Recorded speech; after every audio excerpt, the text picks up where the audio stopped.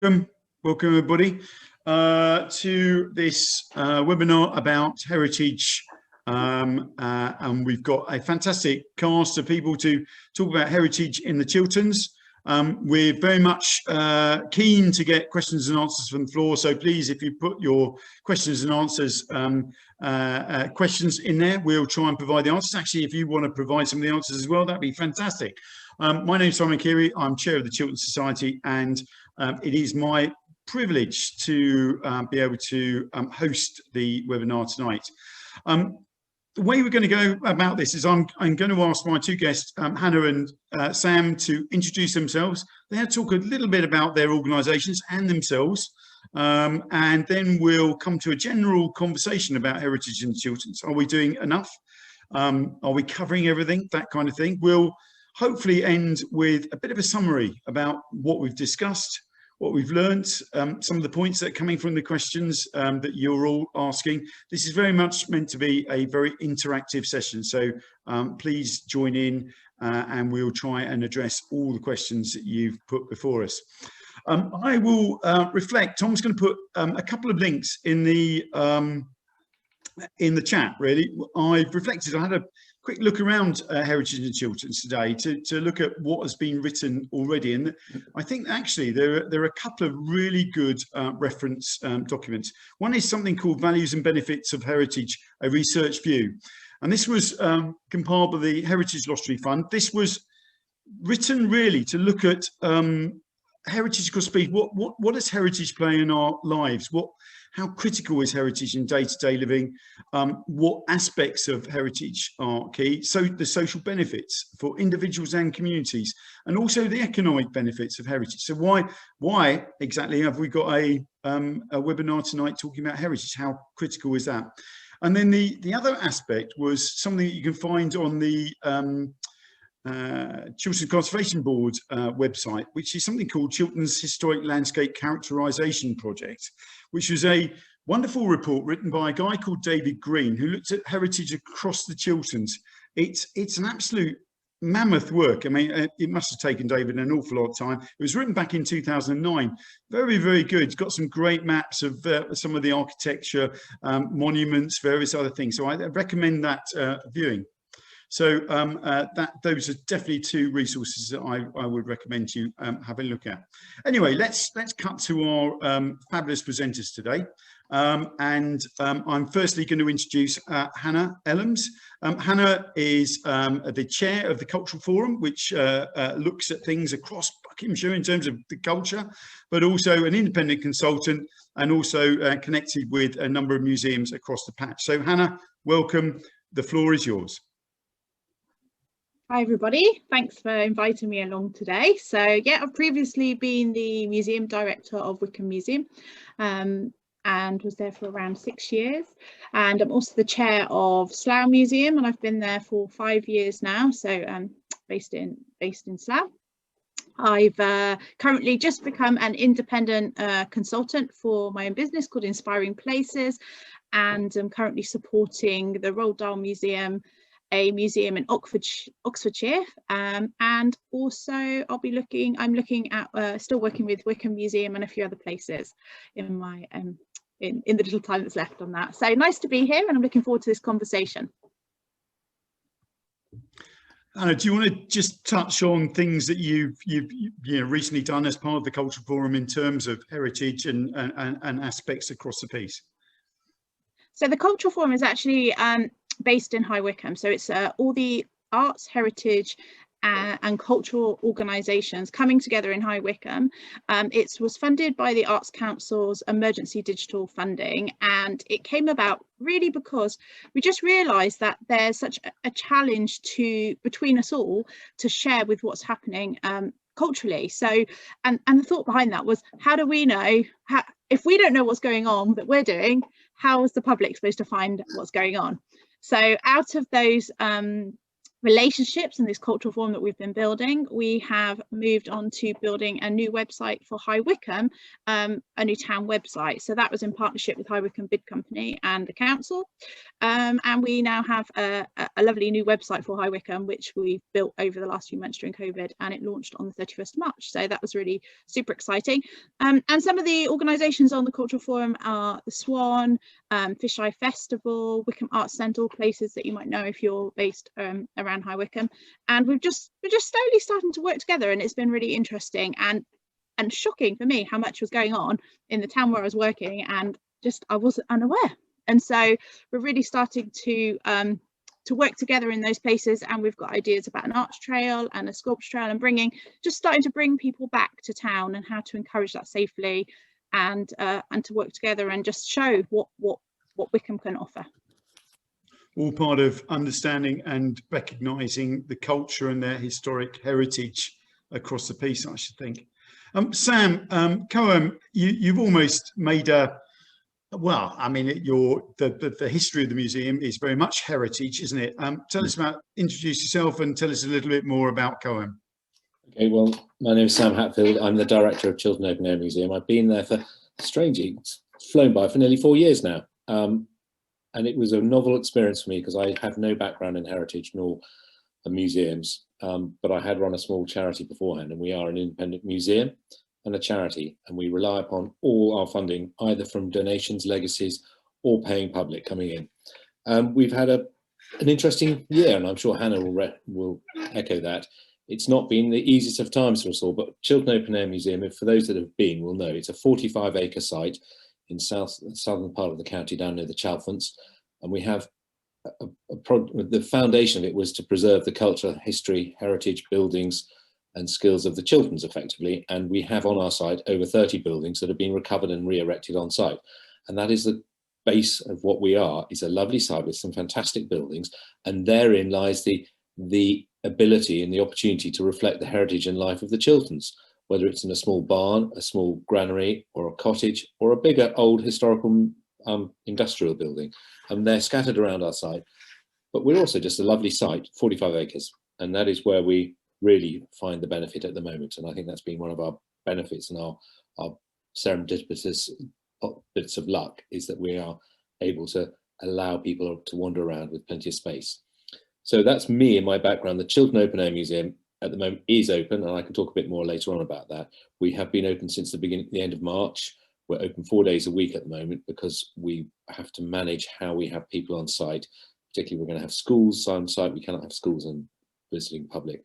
And the whole situation is still slowly but surely crawling its way back to being slightly more normal.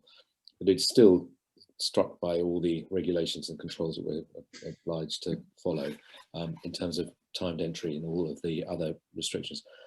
Doesn't mean the site is any less beautiful and enjoyable. Now, Sam, I go around Buckinghamshire a lot, and I've got to admit there are I come across certain villages and certain styles of houses. I go, oh, I don't think they've got that at the Chiltern Open Air Museum. Is there a temptation to almost collect every style of it? I mean, do you have to draw the line somewhere, or are there big gaps in your collection? There are undoubtedly gaps, and the first and foremost, we must remember that the museum has a big storage building at the bottom of our site, which is gloriously called Glory Mill. It was a former paper storage mill for Wiggins Teak down in Bourne End, and it is effectively, it looks like a huge Nissen hut, and in that we have, and in around that we have a dozen buildings which we've got in flat pack, and they are a variety of buildings from around the Chilterns, including some from Chesham and some from Watford. And so we do have buildings we'd love to have up, and they would add to what we've got. We lack medieval housing, wood frame medieval housing. We've got them in store, but there is a hiccup on getting them up, which is known as pounds, shillings and pence. And that is always going to be a challenge. There are other things. I mean, only the other day, my buildings manager, John, who's an expert on all our structures, was saying he would love to have a flint and brick building. We've got some flint and brick walls, but we don't have a little cottage or a barn, which is flint and brick. And we'd love to fill that, not void, that little hole in our current portfolio. But there is a matter of time and money to manage all these things, and we just have to wait and see. then we do have plans for various other buildings, but at the moment it's making the most of what we've got and developing what we have got and adding to them and preserving them, because they do require. Now, something we were talking about earlier was that it's not only the assets and the buildings themselves, it's the lives and the people that lived and worked. And I mean, tell us a little bit about that, because it sounds like, in a way, people come to your museum, Sam, for those buildings, for those things, but also for the memories, and actually go away with far more memories about their culture, etc. I mean, I said to you earlier that we have a lot of families coming, and I say generations, and that reflects the fact that at the moment it is a nice place for them to foregather. They can come from together, meet grandpa and meet grandson, with parents and with family in between. And while they're wandering around, it's not the front and central in their mind to go and absorb every detail about a building, but one of them in the family might say, good Lord, that reminds me of my grandparents' house or a cottage I used to go to visit with that funny lady next door to my mother. And then they start reminiscing, and then they can engage with it and understand how and why it was important to them, and why it might be important to remember what its part in the history of the area. And the one that stands, there are two that stand out in our site for me at the moment. One is the prefab, which is the Amersham prefab, which comes from just up the road, came from just up the road. And clearly the family that lived in that, the daughter who was born there, is still around and comes to visit us. But so many people see that and say, I remember those when I was a youngster, going through South London or an outskirts of Birmingham or wherever it was, and they had similar prefabs. And that triggers that conversation. What were they for and why were they there? And then they have a look inside and see how people lived. And then they realize that that house was astonishingly comfortable by comparison to some of their previous habitations, which they may have been removed from because of bomb damage or whatever reason. The other one is a little cottage we have from Leagrave near Luton, which is the hat makers and straw platters cottage. And there was a day about 2 years ago, a nice sunny day, and I was just wandering the site, as I often do, chatting to people, which is very important, just to garner their views and take the temperature of how people feel about it. Is it worth their while? And I happened upon two separate families who both remembered that cottage in its original location. One of them even had a picture of it being next door to one of their relatives' houses. I can't remember the details, but the point was, it absolutely resonated for them. It wasn't simply a pretty building that they looked at and said, well, they said, I remember where it was, and I remember why it was taken down and why it was condemned. And the fact that it was preserved gave them not just the pleasure of seeing it again, but actually the deep delight that it was not going to disappear from the face of the earth, and it was there for their children or other relatives to see again. And it was really extraordinary how strong that feeling was, and that has resonated. That doesn't apply to every building. It's extraordinary how often that comes up. Connections are really important. Hannah, you have been associated with Wycombe Museum, Slough Museum. You've got collections of objects that potentially people feel the same about. Is that right? Yeah, I think so. My background, many years ago, I started out in a Cotswold Motor Museum, and that was all about the nostalgia and the feel and the smell. And you know, the smell was one of the most important things. You'd enter the museum and the smell of the old leather and the cleaning products, and it just evoked like memories of that time. And as as you said, Sam, it's like the most important thing is gauging how your visitors feel, and just that the most comments that people say is, I remember that smell. And so I started out with just working with nostalgia, and nostalgia actually and memories are so important to around the collection and what that makes you feel and what people feel when they come in. And I think a part of working within all the different museums is using that nostalgia, using that collection, but also, we have to remember that as time goes on, not everybody will remember it. So how can we, teach the younger generation about what that feeling was like and what that time was like, and so that's the trick really about getting that feeling all the way through the generations. There's actually a really lovely, before I forget, there's a really lovely memory-based piece of work that's going around at the moment that's going to be touring all of the libraries in Buckinghamshire. It's ending in Wendover because they were a Wendover person, and it's called Soap and Porridge. So it's just been put out today, and it's I'm just reading off. It's on a collaboration between Tom Cross and writer Aif Mannix, and it's about memories, commissioned by Essex Cultural Diversity Project and Farnham Maltings, using funding from the Rothschild Foundation and in partnership with Buckinghamshire Libraries. So it's a lovely story about memories and the things that objects make you feel and what they make you think about. And so look out for that, and look out in your local library. Soap and Porridge. So basically, the moral is heritage is definitely about connections. Connections are really critical. One of the interesting things, younger people actually understanding where their parents and their grandparents grew up, and you know, as Sam said, the connections with there. Is heritage about other things? What else is heritage really? What other boxes is heritage ticking? Sam, I mean, we've got connections. Are there sort of things about things that we can not only learn from our heritage and perhaps apply going forward? You know, I just wondered whether there are a number of people who come to your museum to actually learn some of the techniques, the trades and various other things, but that they can then apply that in other aspects. On a simple level, we obviously keep our gardens and our landscape tidy and organized. So from whether it's hedge laying or whether it's coppicing, right the way through to actually the gardens, the beautiful shrubberies and flower beds and the vegetable patch. And there are a lot of people, it just so happens that last year, gardening has had a bit of a flush of interest for obvious reasons. And the fact is we've always done it. And those skills have always been around the museum. And there's always been a handful of very supportive and good volunteers and members of the team who know, and that feeds across, and people are picking up on that. And it is passing on the baton. I mean, we had a heritage fund, lottery heritage funded project for about 5 years that finished 2 years ago. And it was to employ 2 trainees and one in our farm and site team and 1 in our buildings team. And then we had 3 successive iterations of that. So 6 people in total, 3 in each skill set. And it was called passing on the baton and that was the reason, was that they were expected and were encouraged and were given the opportunity to learn about whether it's in the building side, how you do lime mortar, or you do witchet work with the mud from near Haddenham, or you do some green wood work with timber frame buildings.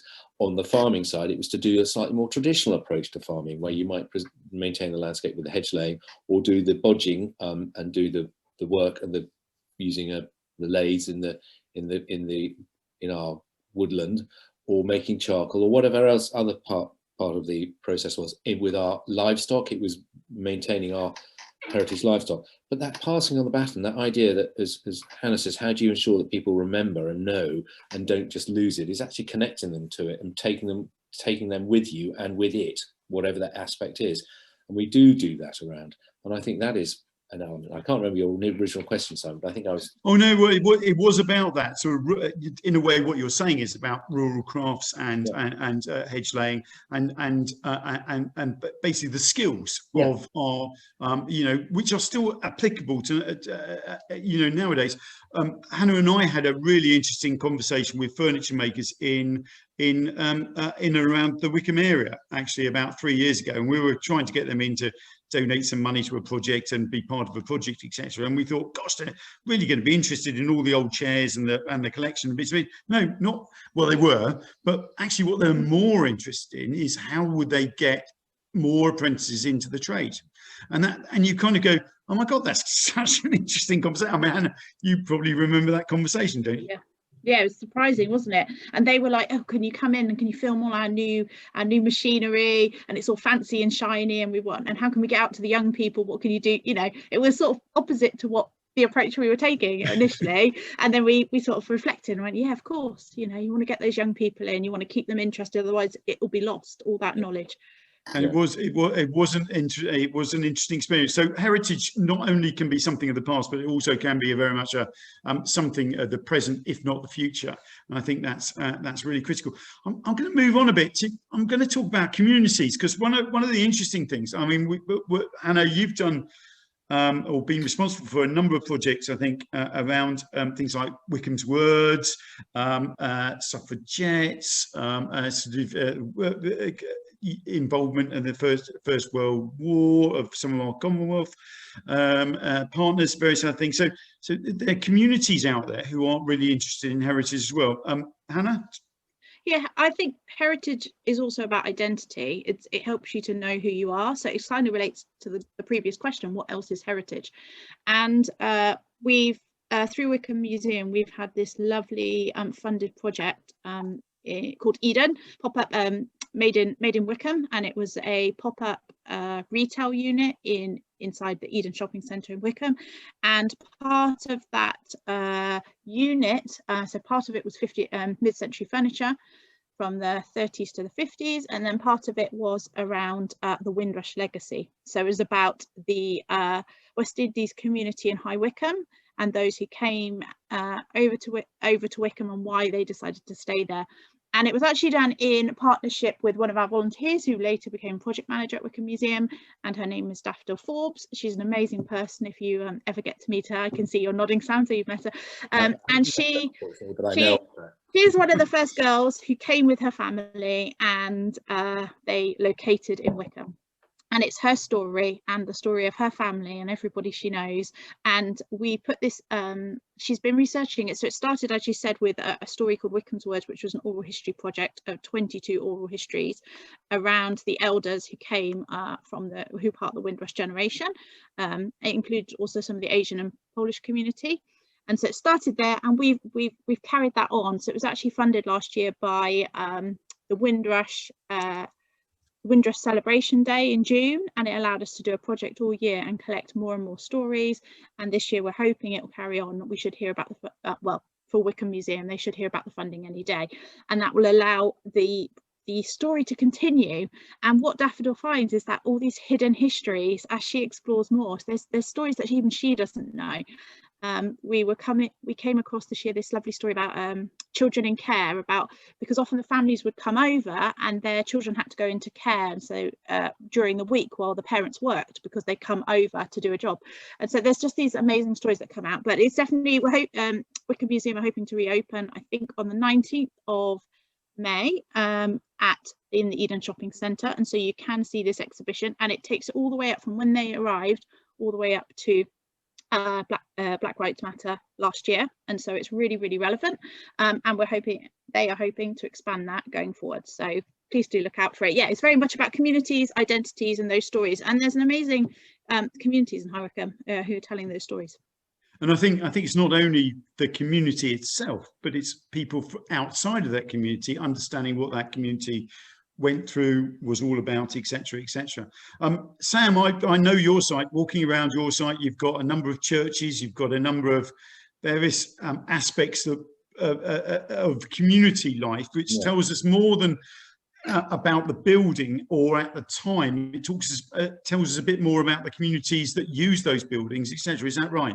I think so. It's fair. I mean, when you look at the tin chapel you're referring to, which comes from Henton, I mean, just imagining how that was used back in the time, and the village hall, which came from Tame, both of those buildings were never designed or expected to last more than 20, 30 years. And here we are a good 100+ years later.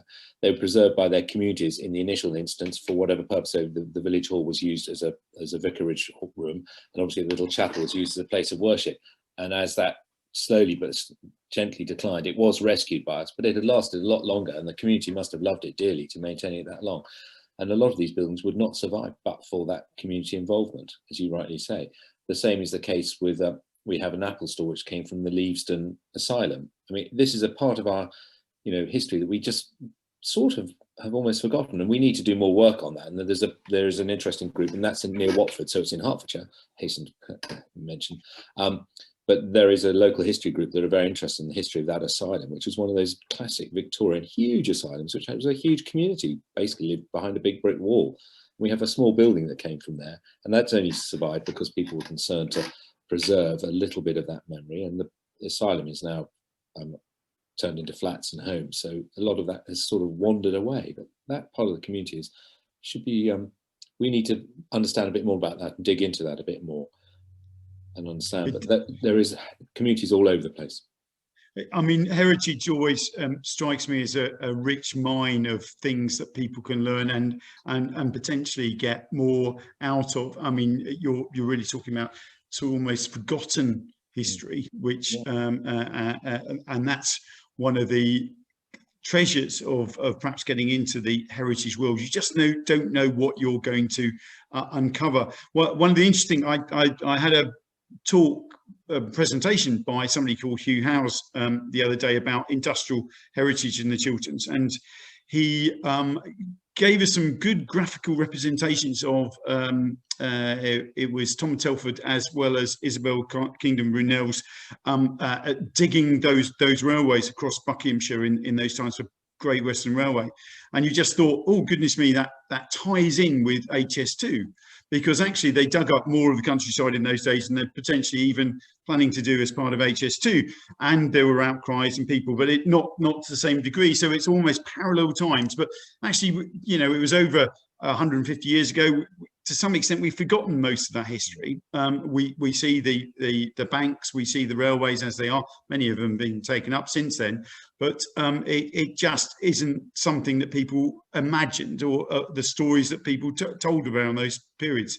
So, you know, some really fantastic things that people can look into, research and find out more about who we are and where we've come from. Hannah, in terms of social groups and migration, one of the interesting things about heritage for things like Wycombe words and various other things was the overlap of migration and people coming to these areas. And I mean, you talk, there are many things around sort of some of the trails around the mills that were here at the time, and the Huguenots, and a whole range of different communities coming to Wycombe, but potentially into Buckinghamshire. Is it that those migration stories, are they interesting as well? Well, as part of Wycombe Words, I think we recorded some of those stories, and they're amazing, you know, what people came to do and why they came to do them. And I think some other sort of interesting, talking about the crafts and what people are coming here to do, is being picked up by the Woodlanders life project right now. And so there's some really great, if anybody's interested in research for them or volunteering, they're doing loads of fantastic research at this point in time about the chair makers. So there's the chair makers and the furniture heritage and the bodgers, and I think that Sam was talking about. So I think there's some really interesting opportunities out there, and heritage out there telling those stories. It's all coming together at this time. I was going, you can't have a webinar without mentioning the C word, so COVID. So I suspect, Sam, the experience that you and your museum have had over the last year and a half must sort of go, oh, actually, maybe we need to rethink things for the future. Have you had to do some of that? And actually in a positive way, potentially? Well, I mean, absolutely. On the 23rd of March last year, you know, we were told stop, and everybody did. We hadn't reopened for the season by then, and we had already seen our school's workshop program slowly withering for the very practical reason that schools were reluctant to come out, and then we were told to stop. So all your sources of income stopped overnight, all sources of engaging stopped, but we couldn't stop running the museum because the sheep don't feed themselves and the buildings will fall down unless we mend them, and the gardens needed tending. So we had to keep elements of our operation going. So it forced us to reflect, even when we did reopen, what could we do? And we just had to simplify our business model. And I say that in the politest way, but it is we had to look at our business and see what was workable. And we took the view that we could open, and we did on the 20th of June, but we couldn't open as we had done. We wouldn't have events, we wouldn't have reenactors, we would just be a green and open space. And it is that forced us to then look back and say, actually, let us just remember the reason the museum was set up in the first place was to be a resource for the local community to come and see and enjoy, and whether that enjoyment meant they wanted to sit on the green and have a cup of coffee, or whether they actually then wanted to go and chat to somebody about a building because their granny remembered it, or the kids say, why is this here, or whether they just want to walk around the woods. It made us reflect on that and actually prove what we always felt we knew, and we all love it for what it is a lovely space. But it made us reflect and say, actually, it's not just us that likes it. People come here because they like it too, and therefore go back to your core and then use that as the strength, and then say, what are we going to add back in? Now, clearly, we would love to get children back on site for workshops, but that's going to happen slowly as schools will reinstate their own visits and other aspects. We would love to get some reenactors back on site, but again, that's going to take a little bit of time. So for the time being, yes, we did resort and return to our core and what we're about. We also had a little bit of interest from some film crews, which was not necessarily initially sought, but when it arrives on your doorstep, you don't refuse. And David Williams and Sheridan Smith were quite charming and engaging, and spent 2 months on our site, and that did help soften the blow. I suspect that you're actually touching on quite an interesting subject there, which I'm sure we could spend an hour talking about, sort of heritage as a money earner. But and I suspect, like other businesses, industries, and organisations during this time, they've had to be innovative and look at different income streams across the piece. I suppose I'm just interested in whether, you know, because places have had to be closed, and you've got collections, both objects, in Hannah's point of view, you've got buildings, Sam, whether you know, looking at online presentations with access, walkthroughs, that kind of thing. Hannah, is that something that you think more and more organisations like yourself and Sam will be thinking about in the future? It then provides greater access to all. Just talked about children. Well, yeah, we were really fortunate at Wycombe because we were funded by the Arts Council, some of that original emergency funding, which was about which was the digital side. It was about we managed to get a new website for Wycombe. For the first time, we've got a searchable collectible database on the chairs up, and I think there's around 50 chairs now that you can search on there, so that was an amazing thing to do. We also, I've just shared in the chat the Windrush Wycombe celebration event that we did last June, and actually they're planning to do another one this June, and it will be a blended mix of live and streaming. So for people, because we had people joining from all around the world, and so I think what heritage sites have got to adapt, and they've got to try this blended mix. And actually at this point in time, I'm working closely with the Roald Dahl Museum, and they've had quite, I suppose they're really thinking about the success of what this could mean for them, and how could they take the Roald Dahl name out, you know, nationally, internationally. And so they're working on a digital project which might take that name outwards. So I think all these heritage sites have got to adapt. And I was talking to Helena Chance, who's been leading on the Woodlanders Lives project, and she was saying the reason they've had so much success of all the Chiltern Conservation Board projects is because they've been able to do that at home, and then they've been meeting digitally, and they've been able to put their blogs out. And they said it's been such a learning curve for volunteers.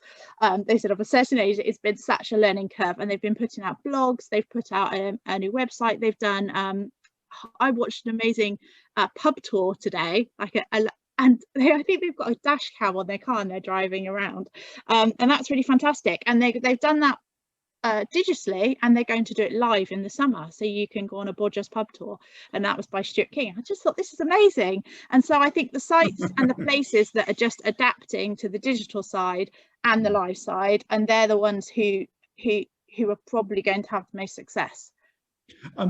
Sam, a bit more challenging, I suspect, at Chiltern Open Air Museum, but we did get some ACE funding as well, which we've been putting towards trying to improve our connectivity. We're at the end of a copper wire, which is a bit slower than pigeons being thrown into the air with messages.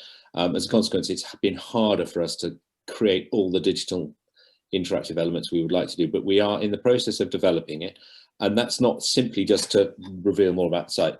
It's also on the learning side, where because that had the issues of being able to actually get kids on site, we wanted to offer some element of engagement. And actually, if we get it all up and running, it'll be hand in glove. They'll work hand in glove together. So you'll be able to give a richer experience.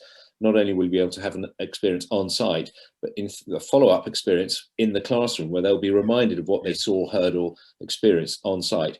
And they may not have absorbed it all at the time, but their memories will be there, and we'll be able to churn them up and hopefully revivify them and give a greater benefit to the school kids in coming on site and learning from what we've got to offer. But it has been an interesting experience. There's a ditch in the road outside our museum at the moment, which is half filled because BT or some part of their organisation is slowly but surely sticking wires into the ground, hopefully to help us. I can't wait. It sounds like you're going to get connected very quickly. There's an interesting question, I suppose, on the chat, really, from Lisbeth Sherlock, who was asking about, we were talking about links with various cultures and community groups, and National Trust have done quite a bit of work recently about links to colonisation. colonialism, sorry, and I kind of wonder whether you've also had to think through some of that, Sam. Is that happened at?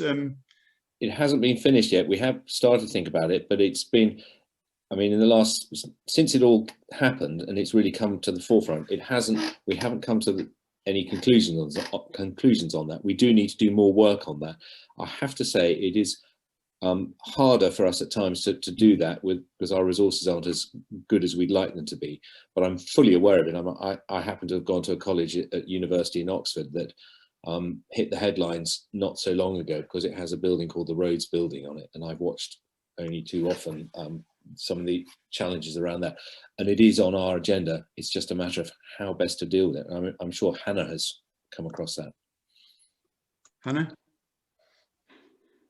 I suspect it's interesting.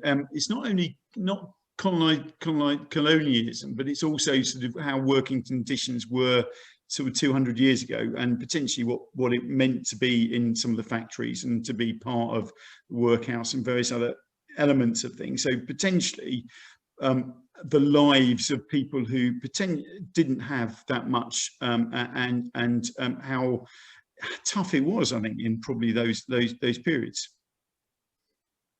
Yeah, exactly. Yeah, exactly. I mean, it's about people's lives again, isn't it? And that's what's so interesting for us. It's the stories that come out and what how they were living, and the domestic side as well as the commercial side. And in places like in the factories, it was the lives that joined together, and how those things were joined together when they'd spend their money in the shop that was connected to the factory, which was created the domestic side, and everybody was working in them. And it's there's so much to pull out, isn't there? It's endless, really. But yeah, I was going to ask about technology. We were talking about online digital, but there are other technologies as well. Interesting that Chiltern Conservation Board have been using recent LiDAR surveys, which now can penetrate below the green canopy, to actually look at what some of the contours of the land below tree lines, etc., that perhaps are hidden, that we can't see from planes, etc. And that's helped with things like the Hill Fort project, and identifying a whole range of unseen, I think, contours of the land that then talk about how civilizations existed all those years ago. I suppose technology in your Sam, are you using technology, or thoughts about using technology? Well, other than doing the digital project we mentioned, we would like to make we would like to have better connectivity across our site, because that would allow us to offer in due course resources to those that wish to have access to them where they are. So they look at a building. At the moment, we can have a little bit of written interpretation, a little bit of maybe somebody nearby talking, but if there's no access to that, can they get some more information? But we don't have that capacity yet. I mean, 45 acres is quite a large area to spread that Wi-Fi, but we would like to do that. Beyond that, actually, to be honest, Simon, an element of the charm of what we've got is not being too modern looking. We do have to have some modern elements. We do have to have electricity and plumbing and all that, but actually the houses, the buildings that are put up are not, their planning situations, they're not habitations. So the old cottages that are re-erected may have some electricity just to provide light. They don't have plumbing. They're really simple, and again, it is to Hannah's point, that takes you back to how people lived in them. They had to live in a manner that required a lot more labour. You brought your water in, you boiled it on a stove. You didn't have hot water from a tap. Some of that's the charm of your site, I suspect, Sam, and potentially, really why a lot of people go there. I know Sue, Shave and team up at Bucks County Museum, which is now to be renamed Discover Bucks, is putting together a very exciting exhibition, which will be a permanent exhibition, which will use a lot of interactives, a lot of video, a lot of digital stuff, which I think, I suspect mainly because they are restricted in their space that they have there, and other museums who have restricted space, you benefit from having a number of acres, which I'm sure people would kill for. Hannah, any of the any of the museums and cultural organisations that you are dealing with really dabbling with new technology? I was just wondering, one of the things that I know people are doing is certainly the Chiltern Societies are doing a lot of geomapping. So in other words, basically sort of understanding where objects were, where industrial buildings might have been, where various elements of our history and heritage happened, and how did that change? Alan Kell is certainly using that on something called Our Living Village, which is a fabulous social history of really two villages, Sear Green and Jordan's, that basically telling the history of those villages as they developed. Hannah? Yeah, and I've heard a little, so interesting about it is that they're going to do it in Sear Green, and so they're working with the Woodlanders Lives, and they're going to do it in Sear Green, and then they're going to take that out and cascade that information and everywhere across the site with the children to be able to explore their village and through the project. So I think the way they're mapping that, and they're going to analyze it, so they're mapping the census data, so they'll be able to say that there was 20 chair makers, there was 5 lathe makers, and what that meant for that village, and they're going to be able to map all the village in Buckinghamshire to know what those people did in that specific village and how it sort of built up and where people did things. So I think it's going to be a really interesting project to share out, to spread out. I've seen you put something on the chat really around the Fish Eye Festival, which is a film festival which is around High Wycombe. But what it does is remind me that there are actually quite a few different industries that have grown up or developed in Buckinghamshire, certainly in the Chilterns. So things like film has been really quite a crucial industry. Many people are currently in film as we speak. Furniture industries, basically the railways, the whole range of different industries and things, and how those industries have developed over time, not just the fact that those industries have been various places. And I suspect, Sam, that some of your buildings are are evidence of that historical industrial past, isn't that right? Absolutely. I mean, obviously we have the farms and the agricultural buildings. And I was going to say, when you're talking about technology earlier on, actually, I think some of the attraction for those that are really have an interest in how things work is seeing some of the old farm equipment, the old threshing machines, the older tractors we have, and then some of the original, material technology that was used by horse-drawn for horse-drawn work, whether it's a plough or a harrow. That is of interest, but we do obviously have more obviously industrial buildings. Our furniture factory, which came from Elliott and Sons, came from High Wycombe, which was in a fairly sorry state when it was recovered because the business had ground to a halt. And that just shows you how it was little more than the cottage industry that made pieces for furniture and chairs, but also made things like hockey sticks and tennis rackets. I mean, these were skills which were endemic, were needed, ubiquitous across the woodworking skills. And of course, in the Second World War, they were used to make parts of aeroplanes that may have been made with wood in the First World War, no doubt as well. The Mosquito and such like. So there is that history and that industrial thread running through. And it goes a bit further back. The bodging area has evidence of how they did that in the woods, the green woodwork that they did. And we still practice that and show people how that is done when we can. When we have the materials to do it with sweet chestnut or ash or whatever. But yes, certainly we do. I'm just going to pick up something that Brian said in the Q&A, which was around the references that we're making to industrial heritage of the Chilterns during the webinar.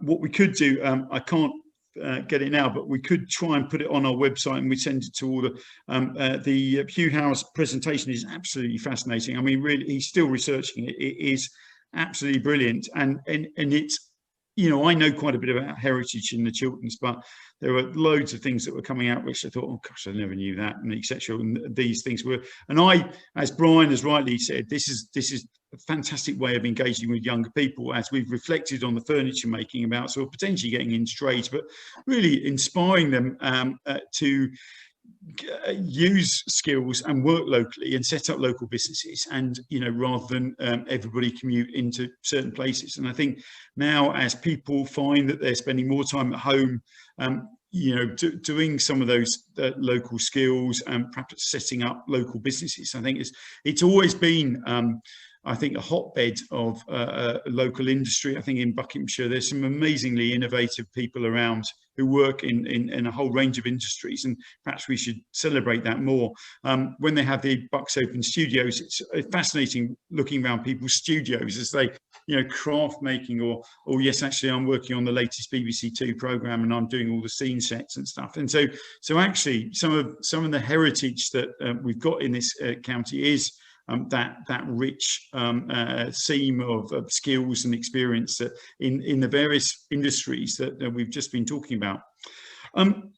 I recognise that there's about a quarter of an hour to go, but I was just going to ask potentially Sam and Hannah just to say a few words in summary. So we've had quite a wide-ranging discussion about heritage in the Chilterns.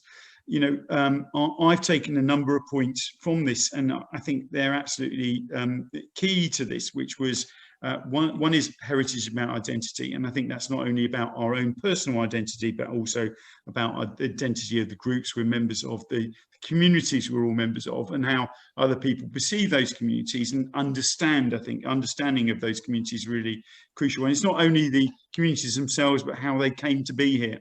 The migrations over the years are absolutely fascinating. They're talking about technology, some fantastic work. I haven't got the link, but people have done into DNA linking of various communities over the years, and how those DNAs have shifted, and you can see where the migration patterns have moved to. And then heritage is not only about the past.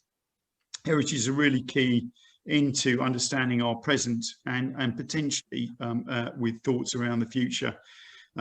I think it's not just a reminisce, look back, which I think is really critical, but it's also present, and also it's linking about the generations, the connections we're all making to friends, family, others we know, mutual societies of interest, which I think is really, really critical for us, especially in these perhaps challenging times where we spent sort of 12 hours a day behind a computer, staring at a wall. Hopefully, heritage enables us to unlock that a bit, even if we're only having to do that online or perhaps virtually, looking around various museums or sites. So I'm going to end with Sam. Tell us, in terms of your words, about what heritage means for you. You've obviously got plans for the future at COAM, but how do you think heritage might change how we might look back on some of the things that we're currently experiencing, and today will be heritage at some stage, and just a few points in your own words. Well, the one thing to think about is I do think the last year has made us value the experience of being able to enjoy heritage in the broadest sense. And for me, it starts very simply with the space that we can offer, and the fact that that is an interesting, open and historical space. And I always say to people, it was originally a parkland for a big manor house next door. So it's pretty much not untouched, because clearly it has been, but it hasn't been abused in the way that industrial agriculture might have abused land had we got that. So that's very important. I think also we are very conscious that, to Hannah's point earlier on, how do we ensure continuity? People don't lose connection with the heritage that they're seeing. And it's important that at the moment we in the museum are very delighted that we can go up to the 1950s with our, or late 40s, early 50s with our prefab. We'd love to be able to come a little bit further into the recent past, and by that I mean, into heritage that I remember, and maybe people who are younger than me that really can say, yes, I do remember seeing that. And that means getting a little bit further. So we have to find a way of doing that. And we have a little bit of that in some of our buildings, but I'd love to be able to keep that string, that thread going all the way through. So it isn't just a lump of history and it's fascinating and interesting, but actually there's an opportunity to see how that thread flows all the way through from the earlier times in the Chilterns and what they were doing and how they worked through to now. So the straw platters cottage from Leagrave was then lived in the 1920s by a guy who served in the First World War, and then we can take that story to the Second World War, and before you know it, we're talking about experience we know. So for me, that's the important thing, maintaining that connection, building on it, and ensuring it doesn't, wither's the wrong word, but doesn't just get a bit weaker, so people really understand. I hope that helps. I mean, that's my thoughts. And Sam, when I think about Chiltern Open Air Museum, I think about buildings, but you've got more than that, haven't you, there? Well, I mean, we do have collections of some artifacts, but our basic collection is our buildings, and I think it's the landscape around them and their setting, and that's the important thing, to preserve that and make sure that that is rewarding. And you are right, we do have more than just buildings. We have the woodlands and the landscaping and the hedge laying and all of that, but actually the core, without the buildings, they would be rather lacking in setting, I think, is the honest It's side. always a Chilterns in miniature. It's not quite Beaconscott. It's bigger than Beaconscott. It's a life-size Beaconscott, yes. Indeed. Hannah, over to you. In terms of heritage, the cultural group, I mean, sort of cultural forum taking heritage forward. If you had to say, okay, so we've had a really good conversation about heritage and how we can involve people, how we can involve sort of new techniques, digital, enthuse new audiences, as Sam just said, make those connections. What would be your message at the next cultural forum, and how might they take some of this stuff forward? So I think there's sort of two parts here. I think for people listening, I think it's like a call to action. It's like a plea from me. It's like, we're opening up, go out there, support, support us. Like they're saying, support the pubs, support the heritage sites, go out, go to us, visit us. But don't always do the National Trust or the English Heritage. There are some amazing, surprising heritage organisations and cultural organisations. Sorry, the joy of working on Zoom, the dogs, when the Amazon man comes. But yeah, go out there and surprise yourself. And I'm going to add another link here. So I've put in a few more links, like the Urban Tree Festival, I've put the Fish Eye Festival. Put Sign Dance Collective, I'm going to put in. These organisations have done these amazing things online, so you can get interested in what you're doing online, in what they're doing online, and then you can actually go and visit them. Go and visit Wycombe Arts Centre, go and visit Coam, and go to these places and be surprised by what is out there. Look further, look beyond everything. And I think that's the same as what I would say to the actual organisations. At the Cultural Forum, it's like, let's surprise our visitors. We've got this opportunity. Lots of us have had to pivot. We're getting actually quite good at being flexible and doing new things, and it's probably taught us something. We have to change, we have to be different. And it's also taught us about our visitors. What do our visitors want? What do they need? What are they excited about when they come back? And actually continue these conversations. Don't let it just stop and go back to our old ways. Let's think about what we want to do new for the future, and how we can keep those visitors interested and surprise them. I was just going to ask you one last question, Hannah, because Sam rightly talked about heritage not only being the built environment, and not in collections, but also the natural environment as well. And I just wondered whether there is a call for a wider heritage understanding, that it's not just, people talk about heritage, they always think of, well, it is about ancient buildings and various other things, but it's the people who live there, but it's also a wider thing about the especially in terms of the Chilterns, it's kind of the natural environment as well. Is that how you see it? And are there things that understanding that natural environment potentially could be about heritage equally? Well, I think it's the journey, isn't it? It's the natural environment leads to the people who live there, leads to their heritage, leads to the connection, and it's all part of it. It's all part of understanding what we talked about earlier, the identity of people lived here, who are living here now, the identity of people lived here, moved on. It's about their stories. And so actually it all comes back to stories, and all part of it. We don't just want to know about the chalk, we want to know, why is the chalk important, and we want to know, who's it important to. And so one of the interpretation techniques that Chiltern's principles is always like, relate it back to the people. It's the stories, it's the people, it's why it's important to them. So yes, it is the landscape, but it's about, why is that important now, why was it important, and who is it important to, and who's it been important to. I mean, it's interesting that I just reading the summary of the Heritage Lottery Fund report that I mentioned right at the beginning, and what it talks about the fact that where research does exist, it's concentrated on the following social mechanisms through which community benefits may arise from engagement with heritage. So one, a greater interaction between people, hence the strengthening of social capital. We did talk about that. A deeper sense of collective identity. So that's not only personal identity, but also community identity linked to a sense of place. So it's not only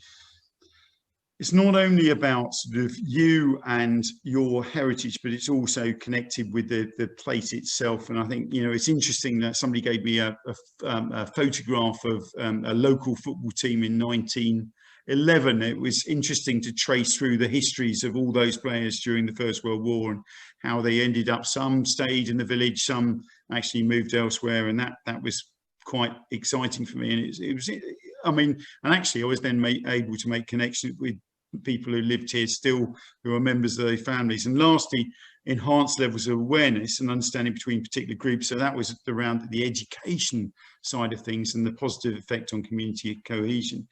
But there is some evidence to suggest that visiting museums and participating in community-based heritage projects enhances social cohesion and helps to change people's perceptions of that community and the environments that they lived in. So this is all about our growth as a society, I think, and the changes that are involved within that, learning from the past, but potentially informing us going forward. I think the future is going to be really exciting. I mean, COAM, you're now open for business, is that right? Sam, you're taking tours, you're open 4 days a week, is that right? We're open Friday, Saturday, Sunday, Monday at the moment. We'll probably add a Tuesday in school holidays, but yes, we're open those days. We're just beginning to think about, well, we've started to publish on our website, which you're welcome, everybody should look at if they're interested, what events are happening. So at the end of May, the last 23rd of May, we've got some maypole dancers are going to be around, because we've got a maypole that we've had delivered to our site for those that wish to observe that. Last weekend, we've got Meet the Romans. We got some Roman, so that's the second May bank holiday weekend. So through 4 weeks' time, just under 4 weeks' time, we've got some Romans. And then through the summer, we're adding a few bits more. We want some open air theatre at we're actually having the Red Kite Theatre from High Wycombe are coming on site to do some open air theatre on the 12th, I think it's 12th and 13th of June, or that weekend in June. And a couple of days before, we got some music, a music evening. Again, all the details on our website. We are hoping that by into June, July, we'll be fully open. Not 4 days a week, and more than 4 days a week, but more fully open. It is pre-booking and pre-paying online. I'm afraid that is just the way we have to operate at the moment. But as things relax, we're looking to relax that a bit more. But certainly we're open and we're welcoming people on site. It's interesting you mentioned about paying, because actually the report that I've just been reading through, one of the key questions it asked, the challenges, is are we prepared to pay for heritage and history? And I think the answer it concluded was we are. It certainly, the benefits that comes from understanding heritage and involved in heritage are far outweigh much of the cost. I know there are plenty of museums which are free, which is fantastic and allows people to go in, but I suggest for a small modest sum visiting some of the other museums as yourself, Sam, but as people do for National Trust places and various other sort of sites, it does make sense, and people are prepared to pay and get the benefit from that. Hannah, in terms of the museums that you're they're probably grounds are open now, but the building's not quite yet, is that right? So I've been supporting the Roald Dahl Museum in Great Missenden. They are planning to reopen with guided tours, and then they will be hopefully opening in a fuller capacity later in the summer. But at the moment, you'll be able to book guided tours from when they reopen. And I support two little volunteer museums. One is Slough Museum, and another is the Witney and District Museum, and they're focused on industry of blankets, but they're a group of volunteers, and they're working hard to get their museum open in every day. and so I'm supporting them to get that open, and they don't have grounds, so you know, they're super excited about this, it being able to open their doors for the first time in many months, and having people back in the museum visiting. It's all done by volunteers, so yeah, all different depending where they are. Can I just say there is a whole range of museums in the Chilterns area that are including obviously Slough, Wycombe, Chiltern Open Air Museum, from places like the Trenchard Museum, RAF Museum there, to Milton's Cottage, to the Wardown Park Museum and Stockwood Discovery Centre in just outside Luton. So we'll put those lists out on our website. And perhaps in the chat as well, let you know about those. Can I just say a massive thank you, Sam? Thank you very much for your time this evening. I'm really grateful that you could tell us so much about the Chiltern Open Air Museum. I've been a guide on a couple of occasions actually around the museum, and it's been fantastic. I've really enjoyed both researching the buildings, but also being part of the team there. So that's been great. And Hannah, thank you very much for your contributions as part of the Cultural Forum going forward, and also your reflections on some of the museums you've been associated with, and I'm sure some of the museums you will be associated with going forward. So thank you very much to you too. Thanks for everybody who's attended tonight's webinar. Really grateful for all the questions, and wish you all the best. Thank you.